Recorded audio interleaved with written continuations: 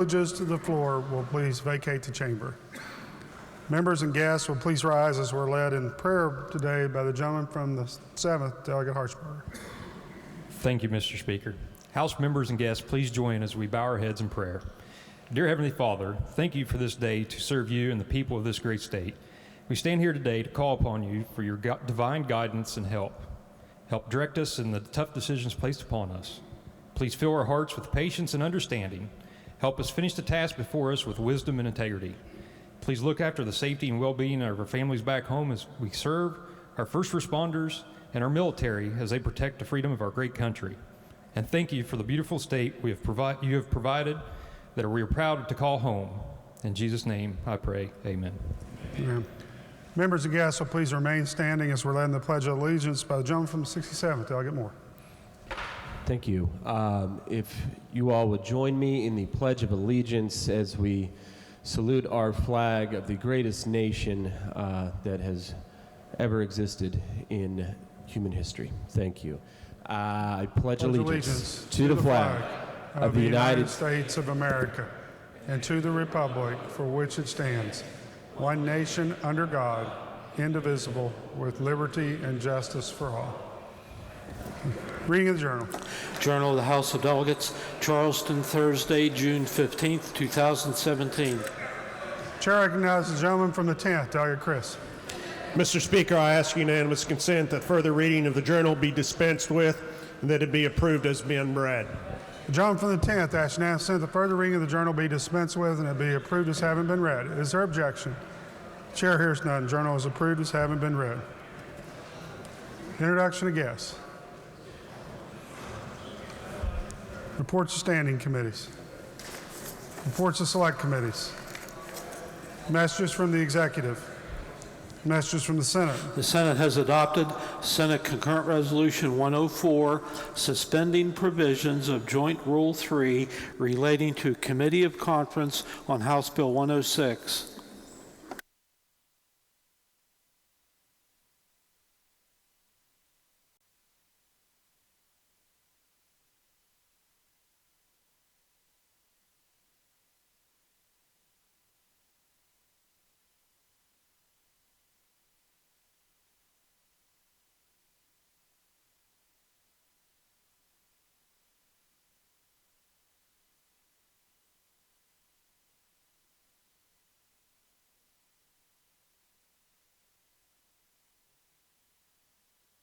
Gentleman from the 58th. Thank you, Mr. Speaker. I ask unanimous consent to dispense with the committee reference and the resolution be taken up for immediate consideration and put upon its adoption. Gentleman 58th asks unanimous consent to dispense with the committee reference that the resolution be taken up for immediate consideration and put upon its adoption. Is there objection? Chair hears none. Clerk, please report the resolution. Senate Concurrent Resolution 104. Gentleman from the 58th.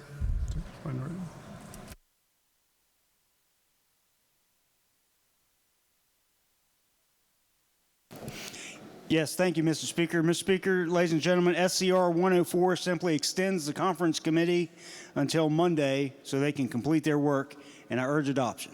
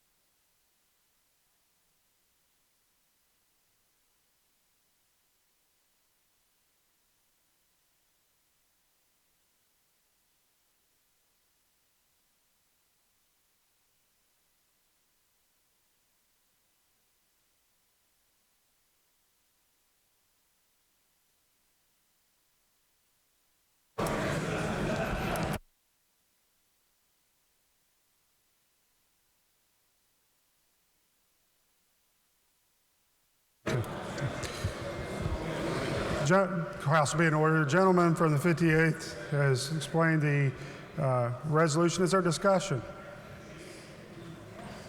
If not, the question before the House is the adoption of the resolution. Those in favor of adoption will vote aye. Those opposed will vote no. The clerk will prepare the machine.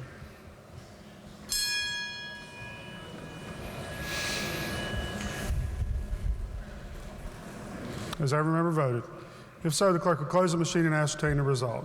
On this question, 84 ayes, 1 nay, 15 members absent not voting. 2/3 of the members present and voting have been voting in the affirmative. I declare the resolution adopted. Clerk, please communicate the action.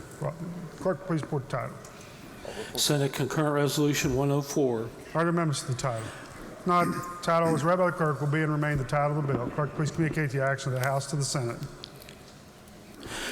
The Senate has passed Senate Bill 1017 relating generally to Tax Reform Act of 2017.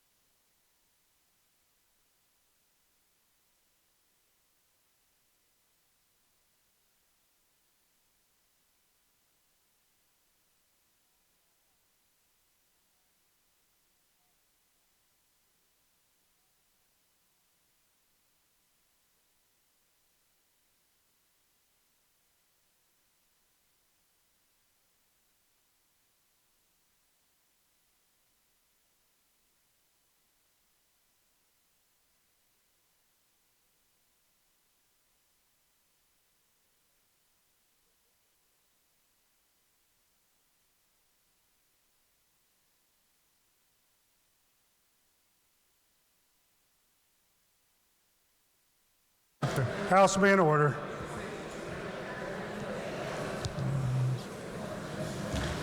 Gentleman from the 58th.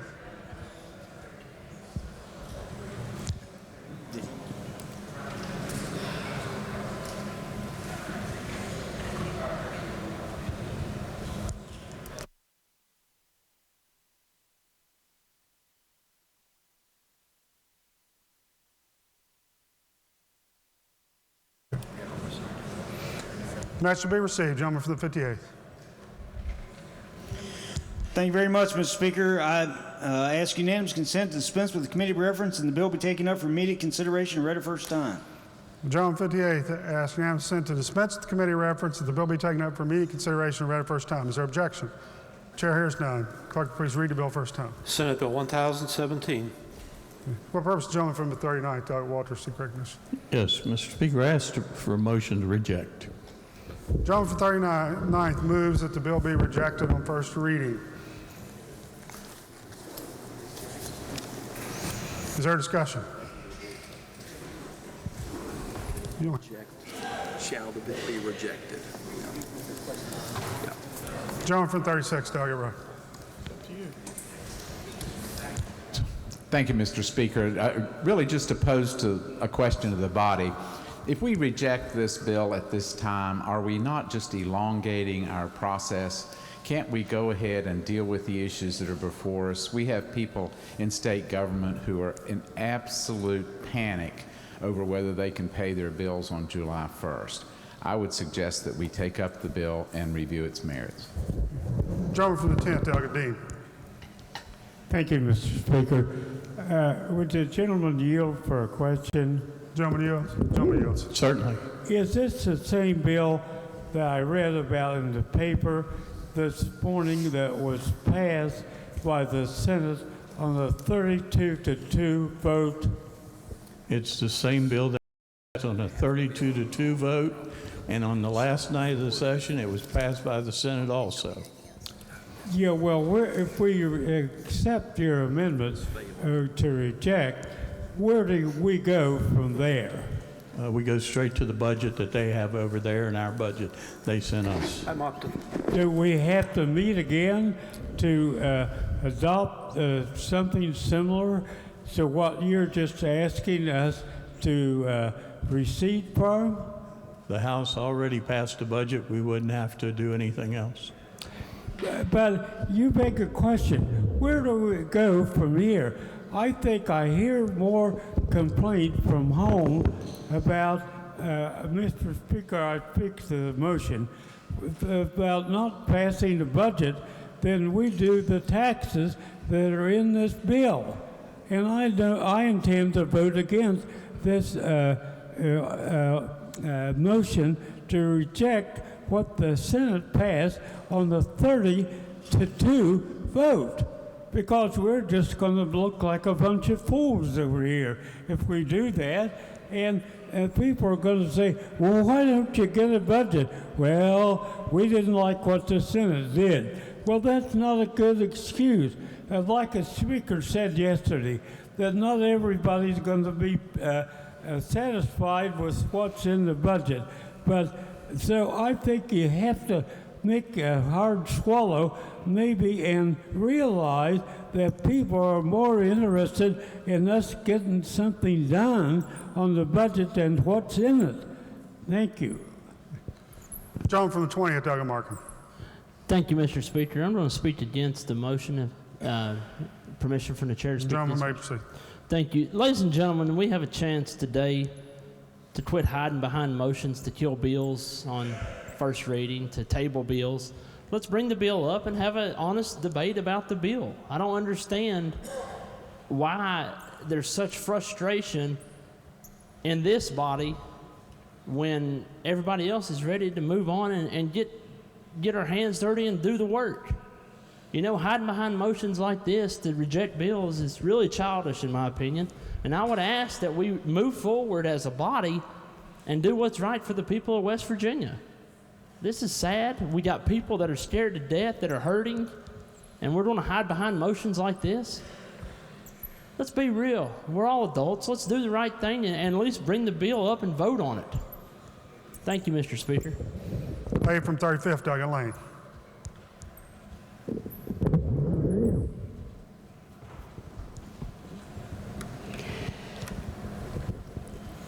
With reluctance, I stand and in opposition to the motion. We have been here forever. We have tried everything. We have tried no taxes, we've tried some taxes, we've tried cuts. We've done an awful lot, and at some point, we have to recognize reality. And the reality appears to be that we are running out of time, and unless I am missing something here, if we reject this bill and reject the budget bill that is going to follow, then procedurally, we're almost back to square one because the Senate hasn't taken up our budget. We don't have an ongoing tax raise that is in motion now. And so it seems to me that the best part that we need to rise above the Senate's pettiness and the governor wanting their way or else. You know, they have as much right to their opinion as we have to ours, but we are running out of time, and it seems to me that we should take up this bill, look at it, discuss it, and make amendments to it if we want to, but to out and out reject it sort of leaves us with nothing that is in the pipeline to vote on. So why not bring this up and let's discuss it and see what we can do. Yes, people are getting frustrated, and the state employees are getting nervous. We've got lots of things that have to be taken care of procedurally, and so it seems to me that if we want to try to do something that is good for the state, we need to let this bill be voted on, discussed, and then go from there. So please, let's forget about who called who what, and remember that we should rise above that. We are better than just getting down and start calling each other names and the other side names, etc.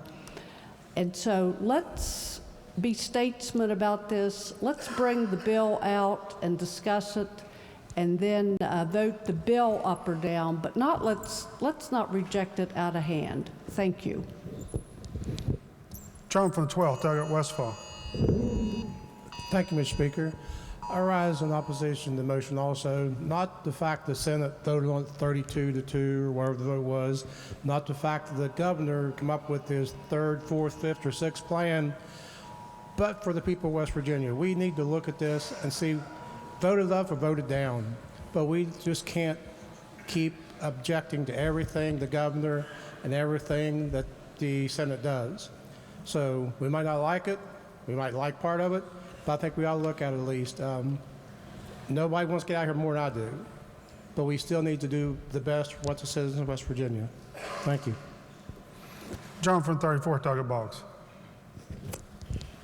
Thank you, Mr. Speaker. I also rise to oppose the gentleman's motion to reject. I think we need to deal with it. As we sat here, and I think most of you heard, even with my poor hearing from years on the railroad, I could hear the flood warnings going off on a lot of people's phones. Well, there's other warnings that's been going off on everybody's phones, emails, phone calls, landlines. We need to deal with this decisively. If the votes are there on this bill or some variation of it, that's fine. But to reject it out of hand, I think sends a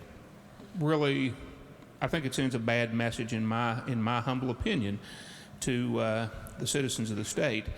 And I would like to do what we can to resolve this impasse and see if we can't move things forward for the betterment of all of our citizens and put people's minds at ease. Thank you. John from 63rd, Doug Folk. Thank you, Mr. Speaker. You know, I've said before that any vote you take here is a bill to either advance an idea or a bill or to kill a bill. And we had a similar bill to this that was rejected unanimously by this body. And this bill is worse. You look at every year on the numbers that were given, 2018, it's an net increase in taxes of $104 million to the general revenue. In 2019, $67.5 million. In 2020, $62.3 million. In 2021, $62 million.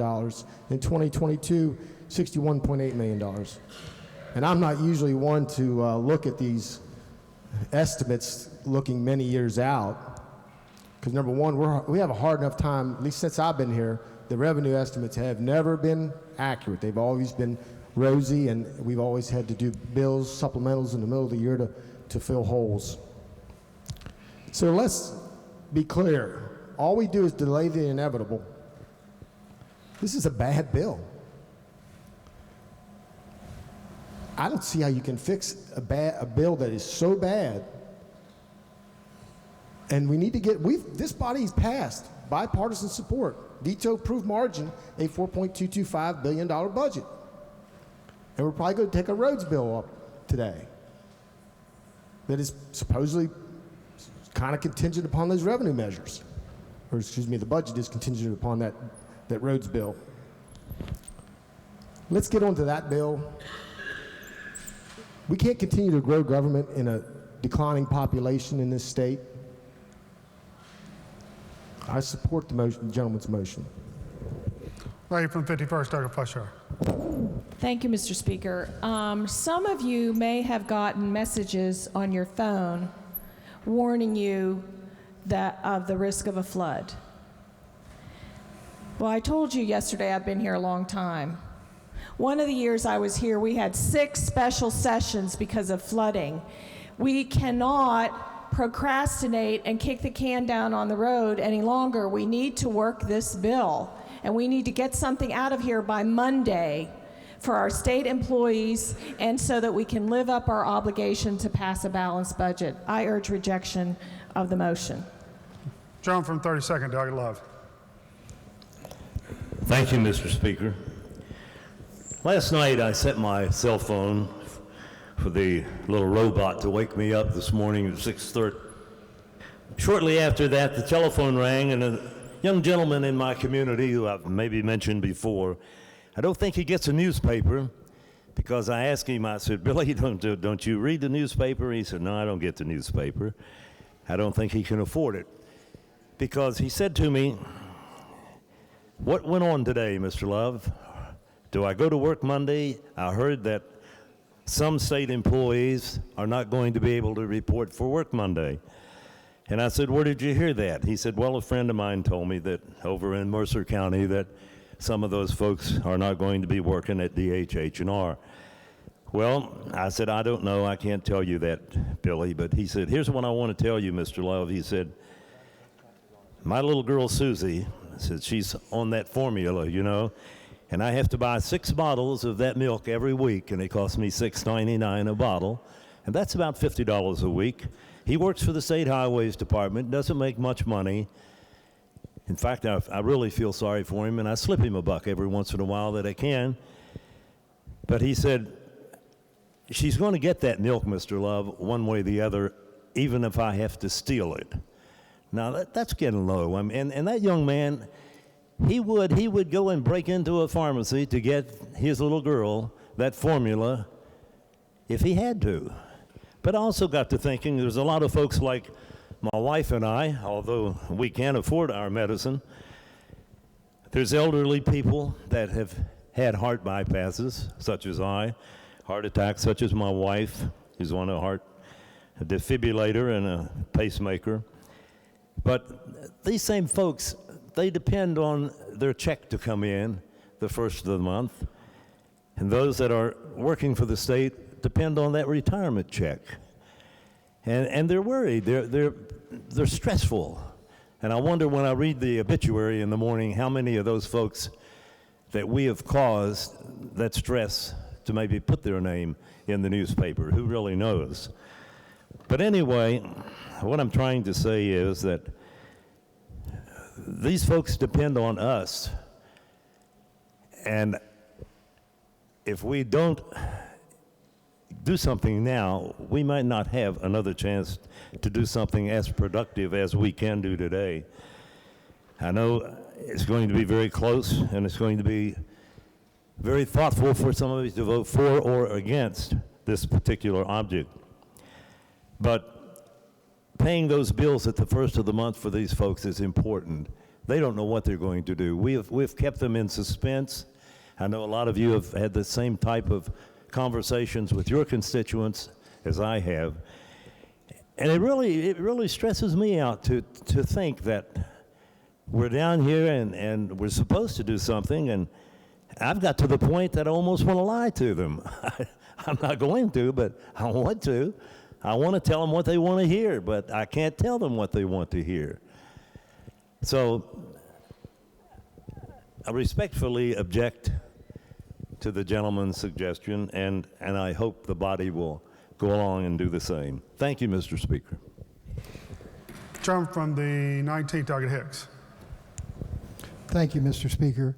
I also rise in opposition to the motion. We were sent here 4 months ago and some odd days.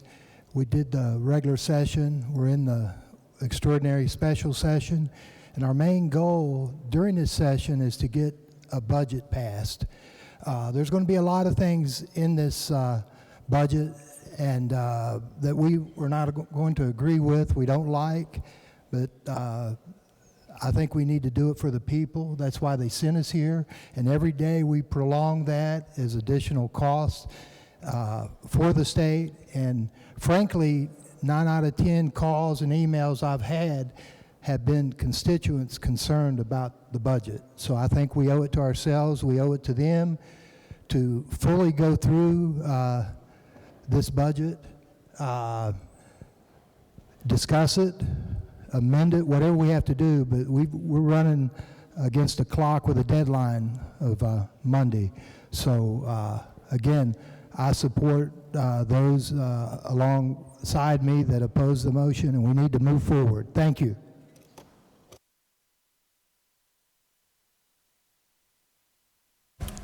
Gentleman from the 43rd, Doggett Eisner. Thank you, Mr. Speaker. I also rise in opposition to the motion today. The people deserve an up or down vote on the merits of this bill after a debate. The people deserve to know where we stand. They sent us here to be statesmen and women. They sent us here to debate, to consider the views of others, and to compromise when necessary. There are terrified people out there, and they deserve to hear a debate on the merits. To do anything else is shameful.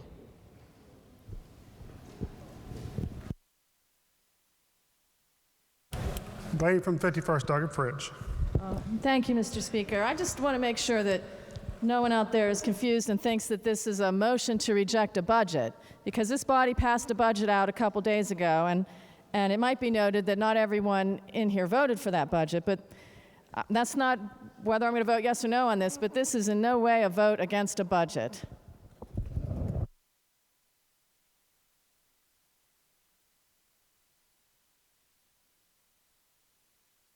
Gentleman from 27th, Doggett Gerhardt. Thank you, Mr. Speaker, and I want to say thanks to the delegate from Fayette County. Every time he rises to speak, he brings back old memories of watching television on Saturday night, though now he speaks a lot more calmly than talking about Gene Madrid taking a jump off the top rope onto the guy down below him. I agree with the delegate that we need to move this process forward. We need to move forward and get a budget so that the people of West Virginia are happy, and the people in this body can understand that we've done what we were brought here to do. I would suggest to you, though, by rejecting this bill, that we are in fact moving forward, because we have had several months talking about tax reform. Several months. And we have another bill before us now to talk about tax reform that could be discussed pro and con ad nauseum. And we're out of that kind of time. We are down to the point in time where we need to act on budgets that we have before us, and this body has in fact passed a budget, and we have sent that to the Senate. So we have a budget that's live. We're ready to deal with the budget, but rather than to do that, we're here discussing again whether to go through an elongated process as to whether or not to have more, less, or what to tax. I would suggest to you, by discussing this bill further, by not rejecting it right now, we are making things worse. We're making things worse for the people of West Virginia. We're taking a longer process. In due respect to my friend, and I can't tell you what district he's from, I don't think it's shameful for us to move forward with the budget, with the document that we have to do, in lieu of one that we do not have to do right now at this particular point in time. I would implore this body to in fact reject this so that we can get on to the immediate matter at hand, which is the budget. Some time ago, I playfully talked with my friend from Raleigh County down here with regard to where's the budget.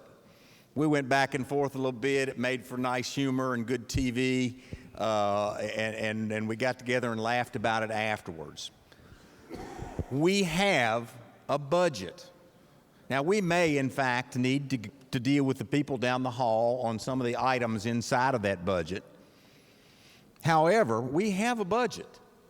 We have a document that is only a few maybe tweaks within being before us to vote for passage and or debate. Rather than debate tax, rather than debate those things that have divided us, the Senate, and the governor's office right now for a very long period of time, let's put this away. Let's say we're not going to do that anymore. We have a singular focus between now and the end of this month, and that singular focus is a budget that saves the state of West Virginia from the possibility of a government shutdown. Thank you, Mr. Speaker. John from 28th, Delegate O'Neill. Thank you, Mr. Speaker. Ladies and gentlemen, I stand in support of my friend from the 39th and his motion to reject this bill on first reading. We are at a very late hour. We're being asked to reconsider ideas that have been thoroughly rejected by this body multiple times before. We've just got a recycled plan that, instead of simplifying the options in front of us, is actually becoming incredibly more complex. The idea of a personal income tax reduction, well, you know, this risky tax scheme has not been vetted, has not been proven. Some say there's evidence that says this is a good idea. Other states that have tried this have had a really bad outcome. We really don't have the information that is needed. We don't have the data that is needed. We don't have the time that is needed to determine if this risky, complex tax scheme is policy that we want to pursue. What we've got in front of us is a deadline. And there's only one thing that we're obligated to do right now. Only one thing.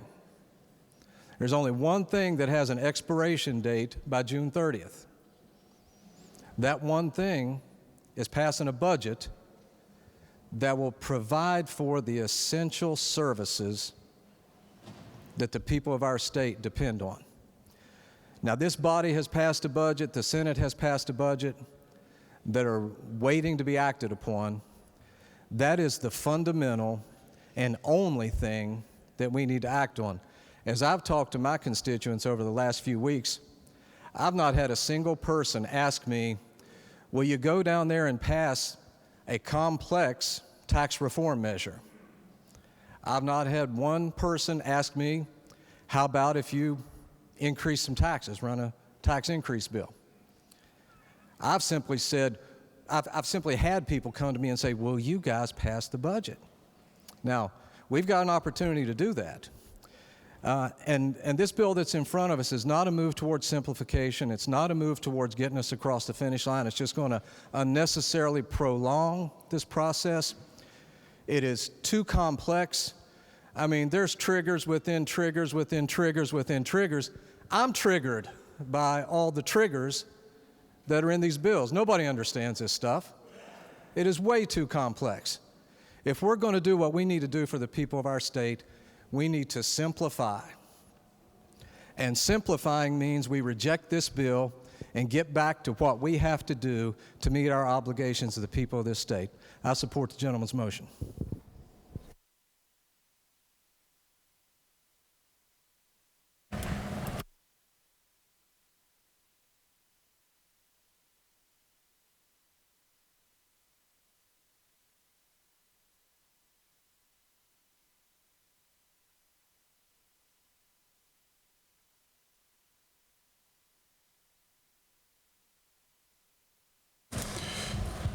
John from 37th, Delegate Pushkin.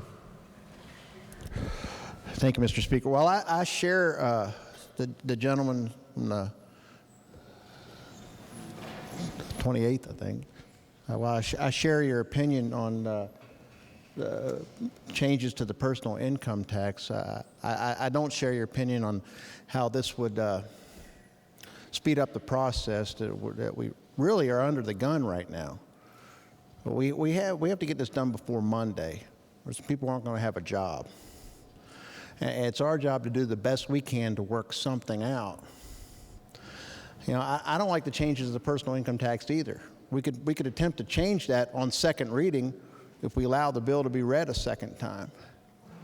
But the truth of the matter is, I might be wrong. I don't believe the Senate has received our message on a budget. So, the way I see it, there is no budget. They haven't received it. This isn't going to help matters by rejecting this bill on the first reading, to have them receive the message on the budget when we kill this bill on the first reading. I'm for a healthy debate on it. I'd like to see some things changed about it, but we're not going to get there by rejecting it on first reading, and we will elongate the process if we vote for this motion. We're going to be putting a lot of fear in the hearts of people who work in this building, people who actually work in this building. I'm not talking about us. The people who actually work here. And in every other state office around this state, we're going to be putting more fear in their hearts if we don't start working together to come to a solution. This is a horrible message to be sending. The way I see it, you vote for this motion, you're no better than the 3 senators who wouldn't sign that conference report the other day. I'm not for obstruction. I'm for getting the job done for the people that we're supposed to be serving up here. Let's let it go and let's debate. If something you don't like in it, take it out. There's a lot I don't like in it, but I'm not going to vote for this motion.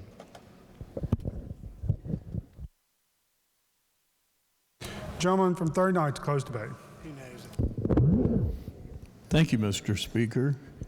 Many of you will remember the movie Groundhog Day, where Bill Murray woke up every day and it was Groundhog Day over and over and over again. That's what we have in front of us, Groundhog Day. We had this on the last night of the session. We had this when we got here. We have this today. It's got triggers that they claimed the chairman of finance designed. He didn't. They changed the triggers. It is a pure tax increase. It does reduce the personal income tax, which this body has rejected. My good friend from Kanawha County has reminded us of the experience of Kansas, of eliminating the income tax or reducing the income tax and watching the failure of that opportunity. My friend from Mingo has reminded us that to continue these type of stalling tactics does nothing but keep us here for no reason. We don't want to be here for no reason. We have one goal left, one, and that's passing a budget. We have a difference between ourselves and we have a difference in the Senate, and we can negotiate that difference, focus on the issue at hand, and not get distracted by this type of situation. You think making a motion to reject is easy when you never talk to anyone in your own leadership or the other one? It's not. Not something I like to do. But to rehash this bill for any more purposes whatsoever in this body is a waste of time. It will eat us up. It will kill our opportunity to negotiate on a budget that we have to pay our workers in the state, to continue this state and not shut this government down. We need to stop this tactic, and we need to move forward as expediently as possible on a budget. We should reject this bill. Thank you very much. Roll call has been, but for what purpose is the gentleman from the 27th seek recognition? Thank you, Mr. Speaker. Just in order to clarify the vote here, if one wishes to reject this bill, then they would in fact push the green button, and if one wishes to push forward with this bill in some way, shape, or form, they would push the red button. Is that correct, Mr. Speaker? The gentleman is correct. Thank you, Mr. The question before the House is, shall the bill be rejected? So a green vote would be to reject the bill. Okay. Roll call has been demanded. Is demand sustained? Demand is sustained. All those in favor of the gentleman's motion will vote aye. Those opposed will vote no. The clerk will prepare the machine.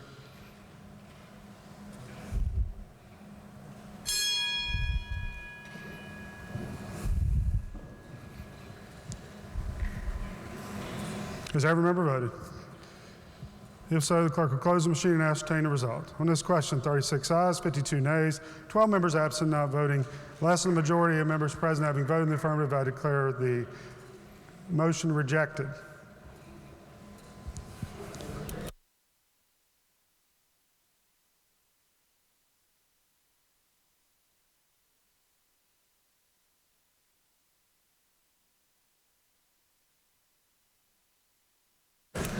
Bill be advanced. Gentleman from the 58th.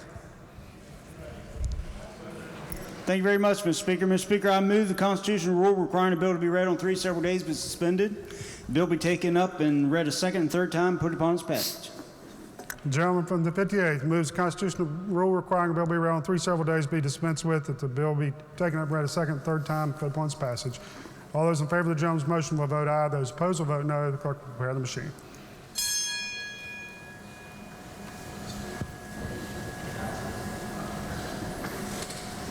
Has every member voted?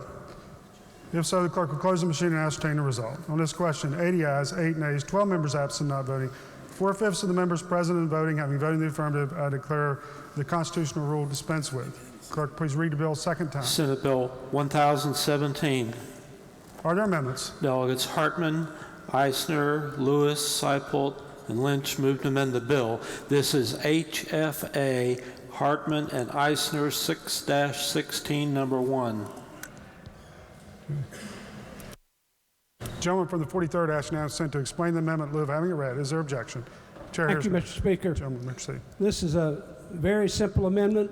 We've excluded the broadening on coal, that we're not going to tax the transportation of coal.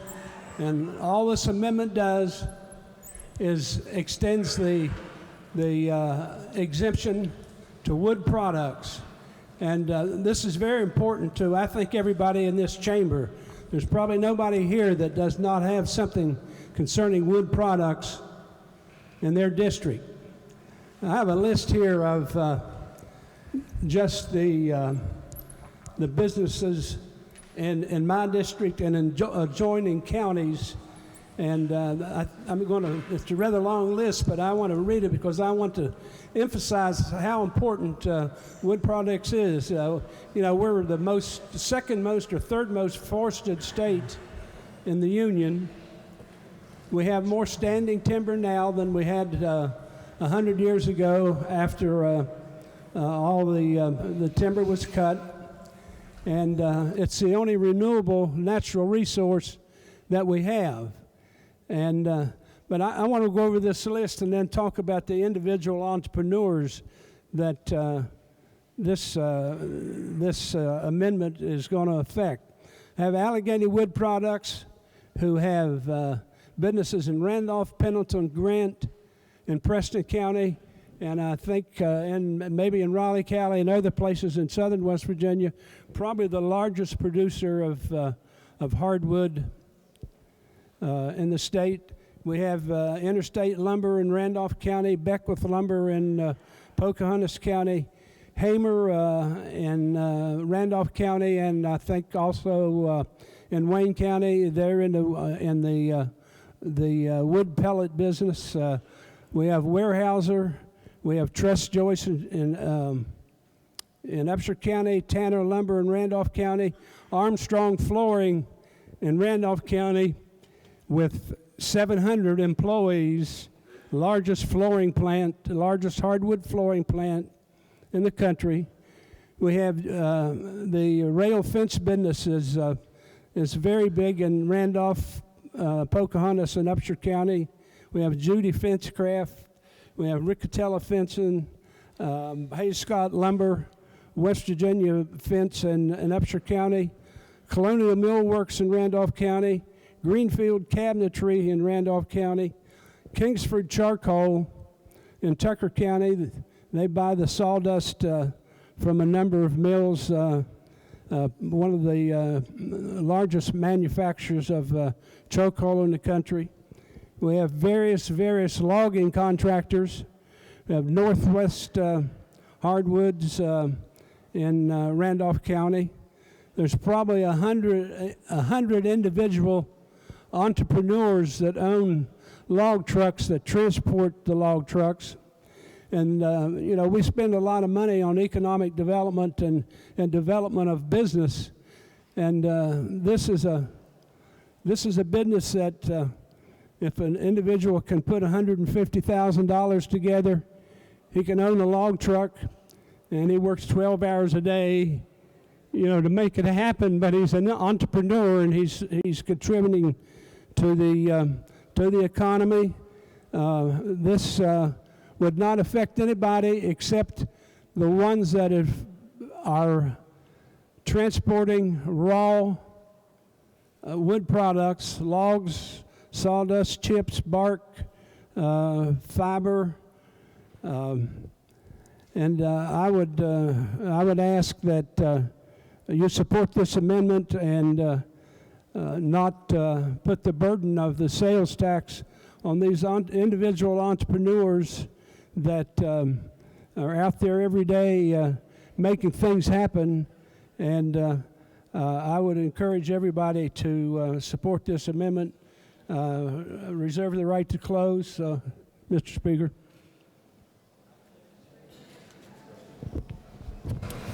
John from 25th, Doug Painter. Will the gentleman yield? Gentleman yield? Certainly. Gentleman yields. I'm just wondering, just for clarification, is this for raw lumber or finished lumber or for all of it? It's for any product. Obviously, the logs from the woods, and after the log gets to the sawmill, you know, we don't waste anything in wood products today. It'll be the lumber, chips, bark, mulch, Gotcha. everything that, and this exemption would end when the product, whatever that product is, would end when the product goes to the ultimate consumer, whether that be Lowe's or... Okay. Can I speak to the bill, Mr. Speaker? Gentleman may to speak to the amendment. This is a good amendment. I would have proposed this myself, but it snuck up on me, and I'd like to thank the gentleman for proposing it, all of you. And I can say this is the log transportation business is huge in my county too, my whole district. The chips, the logs, all these are small businessmen, huge employers in the district, and this, since we've already exempted coal haulers, this is something we need to do. I would urge support of this. Thank y'all.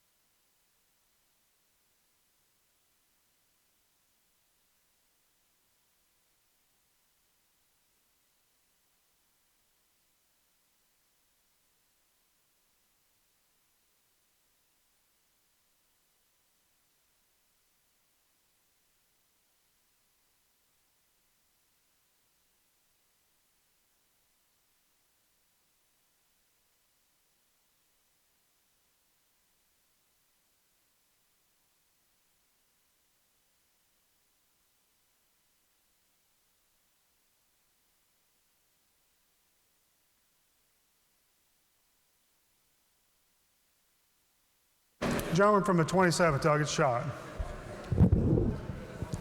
Thank you, Mr. Speaker. Mr. Speaker, there is a bipartisan strike and insert amendment at the podium. It was unfortunately submitted after the gentleman's amendment.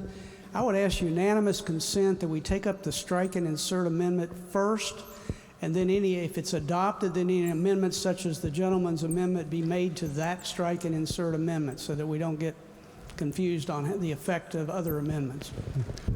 The gentleman from the 27th asks unanimous consent that the strike and insert amendment be taken up first and any other amendments be made to that if it were adopted. Is there objection? Chair hears none.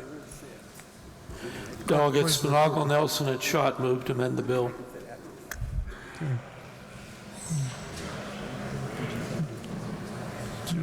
Who wants to ask this?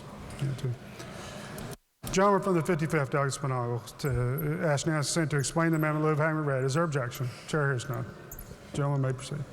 Thank you, Mr. Speaker. This amendment is only the conference committee report that 7 out of 10 legislators signed last week or earlier this week, and we had 3 individuals from the Senate that refused to sign. It's identical. This had overwhelming bipartisan support when we passed it out of here. It continues, I believe, to have bipartisan support in this body.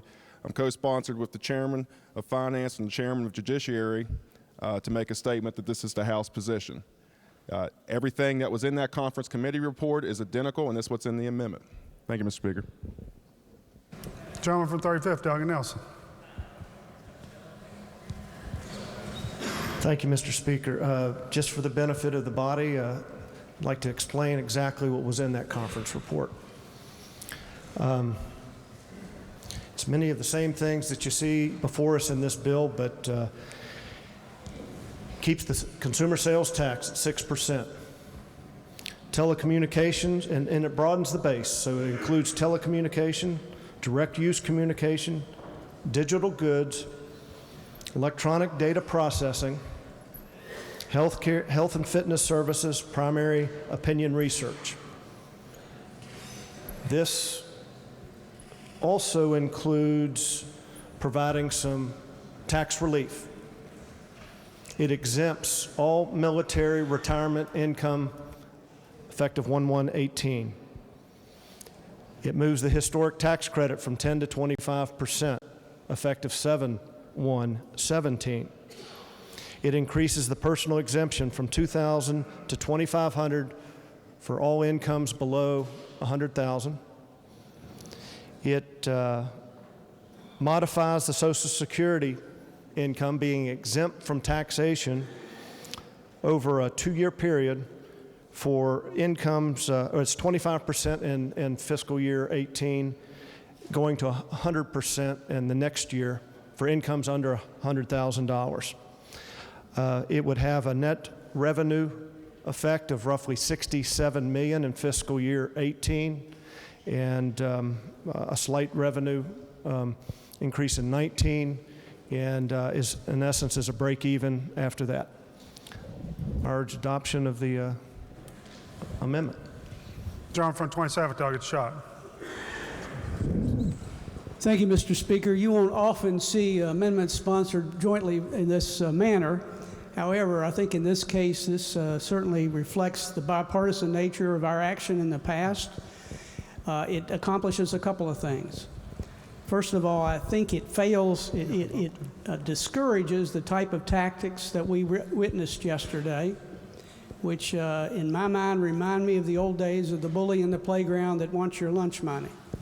I think we send a very clear message with the adoption of this amendment that we want the progress that we made before to continue. It's a way we can keep the ball rolling, so to speak. It allows the Senate to correct the error of its ways and adopt this proposal.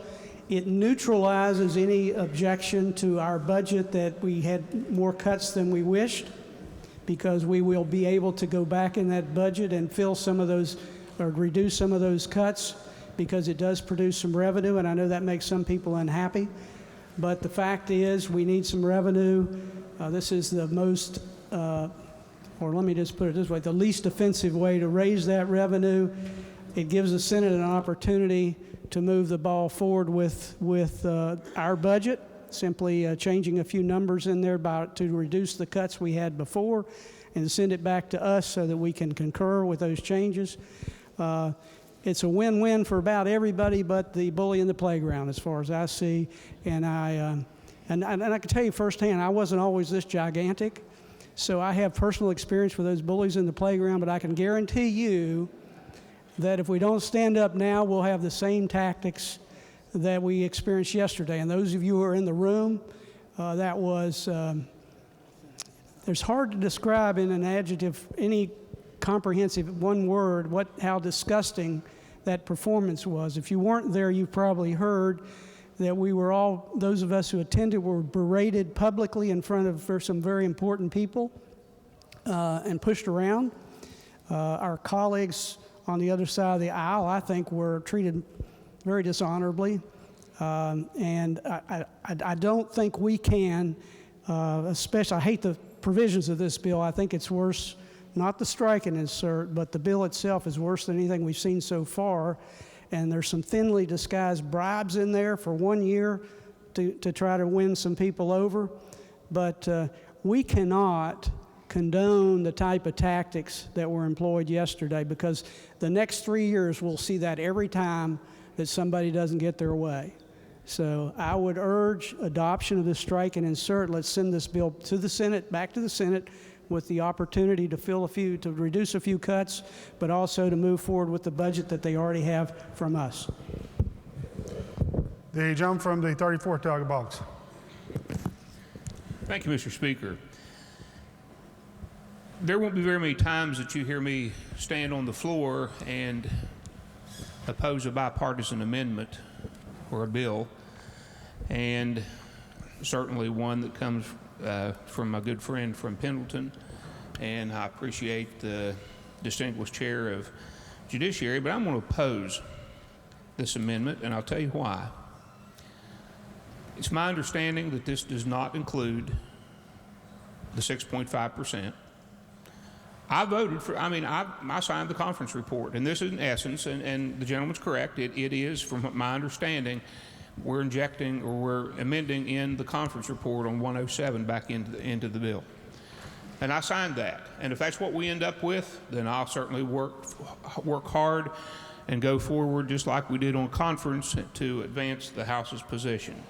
However,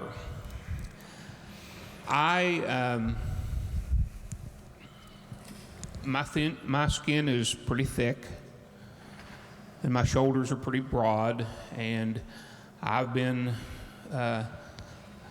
talked down to before, and I've taken it all with a grain of salt sometimes, and I don't really let that get to me, nor do I let that govern my actions going forward. And while I don't appreciate some of the things that have been said and some of the tactics that have been employed and all those things, my greatest fear at this point is going back to the conference report on 107 will, and I can't speak for the Senate, but I fear that it will cause longer delay, possibly get into next week with no budget, and then get into the layoff situation. I'm not willing to, I don't like settling. I've never been one to settle for something. So I don't want to give that impression. And I have certainly not lobbied anybody on either side of the aisle. Matter of fact, I just decided to get up and speak. And I don't do that out of disrespect for our caucus or for anyone else. But I just feel that the time has come. I think we need to deal with what we have, deal with the amendments to the bill, whatever they may be, vote them up or down, get it back over to the Senate, see what we can do, and do what's best for the citizens of the state. I want to make it very clear. I wish the personal income tax was not in this. I wish it was not in it. But it is. Now, it won't be if this amendment passes. But, and I guess deep down inside, that's really what I want personally. But I don't know that that's the best move to make for the citizens of the state. I fear a lot of good will be lost if this whole thing falls apart. We start back at square one. We will see what happens, but as for me, I'm going to oppose the amendment. Thank you. John from 39th, Doug Walters. I just want to ask a question of the finance chair. John Medios. In the data storage area, we have a company located here in Kanawha County called Matrix that does a considerable amount of storage. Is that actual storage of the data that is taxed under this? Is that, or is this digital tax in some other form? And I'm just concerned it may cause them to move. That's where I'm going. I don't have a specific answer for the gentleman, but the one thing I can say is that the general tax on digital goods is in place in, I believe, 39, if not 40 other states. Yeah, so in essence, we're an outlier. You're right, it is, but it's different in the states, and the storage component seems to be in a lot less number of the states. Okay. Just a question. Thank you for the best possible answer you could give me. John from the first, Doug Tesla. Thank you, Mr. Speaker. I would like to rise in support of this amendment, of this committee substitute. What do we have here? What are we doing? What we're doing is going back to the governor's old budget, which basically raises taxes. It basically, it's just a goodie bag to me. Now, alone, that might not be so bad. But what the governor also wants is the roads bill. Now, if we're fiscally responsible with the budget, I'm much more inclined to want to do something with roads because let's face it, ladies and gentlemen, we have heard an awful lot about roads. I don't know about you, but I hear plenty of it back home. I don't mind stretching for roads because that's something that people have been clamoring for. But if you do that and do the budget the way it's been sent over to us, basically, to me, that's fiscally irresponsible. So I think the bipartisan effort that we mounted last week is a worthy thing to support. I'm in favor of it, and I say let's vote and send it back to the Senate. John from the 10th, Doug Kelly. Thank you, Mr. Speaker. 2 days ago, I stood on this floor and talked about frustrations. There wasn't a single individual in this body that hasn't been frustrated by the way this process has gone. Not one. I commended the Speaker about his work, our Majority Leader about his work, especially our Finance Chair, the Minority Leadership, the Minority Finance Chair about the work that they've done. The work that they provided for this body was fantastic. They brought forth the best possible results and the best possible solutions that I felt we could bring forward. The frustrations when that conference committee wasn't signed by very few people were extensive. We have another opportunity to bring that result back to the legislature. And I think now is the time to do it, and I stand in full support of this amendment, and I certainly urge everybody else in this body to support it. Thank you. Lady from 51st, Dr. Fletcher. Thank you. Would the distinguished finance chair please rise for a question? Gentleman yields. As you've said a few times, the numbers have changed on us many times in the last few weeks. Could you tell me what the difference in the revenue is between the governor's budget and the conference committee report, approximately? I mean the revenue. When you talk about the governor's budget, the most recently No. Actually, I'm talking about the two revenue bills. Okay. How much revenue does this conference committee report raise compared to this bill as is? If this conference committee report would be added to the revenue estimate from the governor to date, which is dependent upon the passage of two road bills, we would roughly be at $4.2829 billion. And what's the difference between the two? The difference between, I think that this other one is at $4.33 billion. So, in your opinion, would this conference committee report require, or would it be likely that the cuts to WVU and Marshall would be necessary to balance the budget? Every budget in front of us does have a component of expense reductions to our higher education I understand institutions. that, but the most recent thing I've seen was it restored it to a level that's even lower than the amendment that we did yesterday. And that's what I'm asking. Is it going to be a 6.4% cut to WVU and Marshall if this package passes? Is that the likelihood? Gosh, this is moving so quick. It's in that 6% range with the $4.28 billion budget.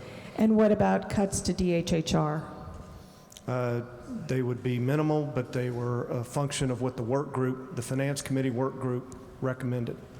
And remind me what those... And again, basically, so there would not be any cut to medical services, none. To Medicaid? To Medicaid service, yes.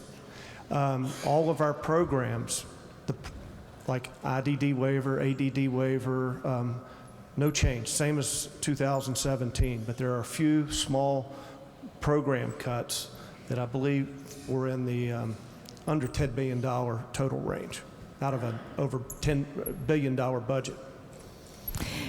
Is it true it is true that we would be in a whole lot better shape if we added a sales tax increase of some amount to this?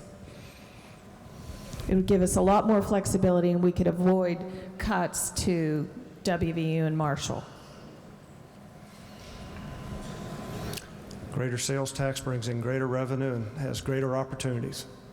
But with this, it's inevitable that there would be these deep cuts. I wouldn't consider them deep cuts. I do, after years and years of cuts. Are we to the point where WVU and Marshall might not be considered public universities anymore because we only provide 17% of their funding? Are they something else? Are they some kind of a hybrid, even though they were established by the state? I don't see that. They're public universities. Well, the public part is disappearing every single year, and I, for one, am very, very tired of higher education being the low-hanging fruit that we go after. It is so critical to our state. I couldn't agree with you more, and it's very unfortunate that at this stage that we have to come to a couple of line items in order to balance our budget. We spend the whole session with various bills, not only revenue bills, but we have other bills that would have reduced other areas of government, made them much more efficient, but many of those failed, whether it was in this body or in the other body or at the pen of the governor.